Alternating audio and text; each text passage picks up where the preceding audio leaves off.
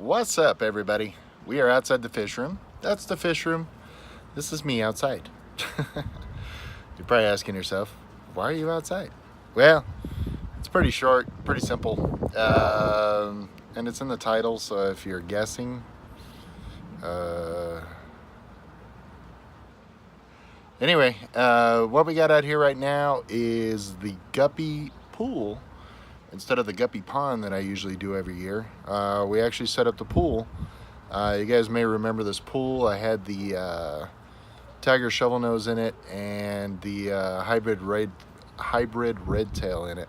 So anyway, let's flip this thing around, show you what we're starting with, and I'll probably show you maybe like once a month what's going on in here. It seems to be pretty popular to put your guppies outside starting about June 1st. In most places, some places are still getting a little chilly. But here in El Paso, we're in mid 90s during the day and mid 60s at night. So the pond stays relatively warm and is perfectly set up for guppies. I'm sure you're tired of looking at this face, so let me turn this thing around. My vicious guard dog. Hey, knock it off. Doobie, step. Alright, so every year I start off, as you guys know, with about 70 guppies. This year we're going with about 100. We turn 100 into about 2,000 by the end of the summer. You guys can see we have half blacks in here, some Moscow reds. I mean, just some beautiful colors in some of these guys. I'm excited to share them with you all. I'm really excited to do that in this pool. This pool is, I forget what it is, 480 gallons, I believe it is. And I think it's going to work even better. Last year we did and the year before that, we did the 110 gallon ponds. This way they have a little more room to get around. As you can see, they're just spread out everywhere. Now, I've had this pool set up and running, or not running, just sitting here.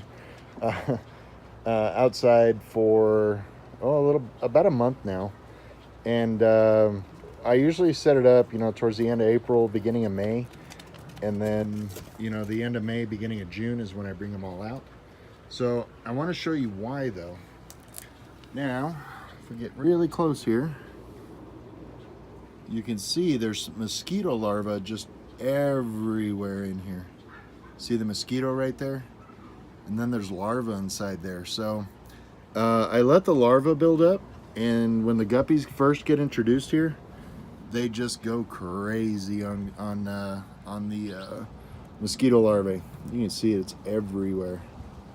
So they just go nuts. They eat the heck out of it. That's all they do for the first, I don't know, 20 minutes they're in here is just eat the mosquito larvae. They love it. They absolutely love it. And guppies, as you know, they're not a schooling fish, they're a shoaling fish, so they're not all going the same direction at the same time, but they do run in, big groups. And I just love watching it. I always do the duckweed out here. I do it every year. Are you really trying? Look at this dog. What are you doing? You just can't leave me alone? So, I forgot what I was talking about. I guess it don't matter, but you guys get the point. I don't run a filter on these.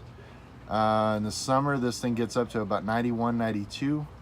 The water temperature itself. I have this a little better shaded than I did the previous 2 years. But this will work fine. I think a lot more shade, so it should stay. Maybe 90, 89, somewhere around there in midsummer. It gets hot here.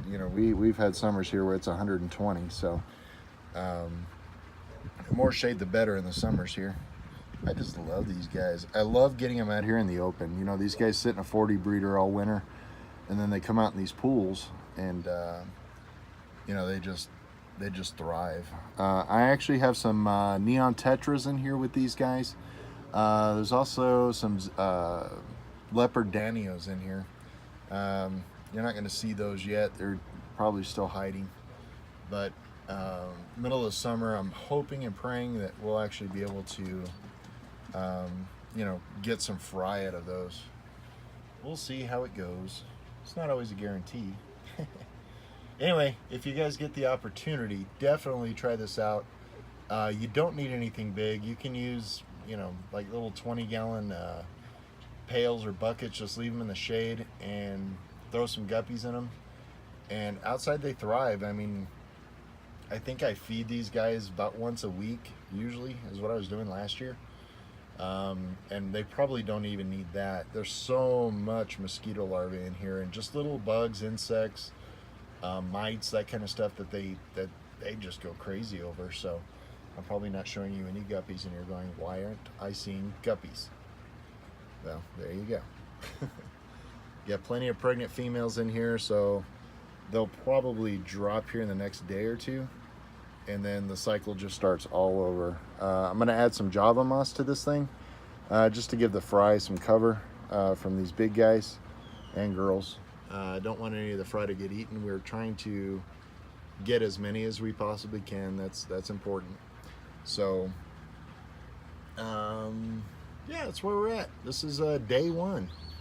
So I'll come out here every month. It is now the end of May, so we'll come out here at the end of June, take a look at everything, see how everything's growing, reproducing, and then we'll do the end of July, and then the end of August, and then the end of September when we actually harvest everything. Pull them all out of here. So that's where we're at. I want to thank you guys for watching. Don't forget to subscribe, hit the button right there, hit that bell notification button, so every time we upload you do see it. And thanks for watching. Later. Peace.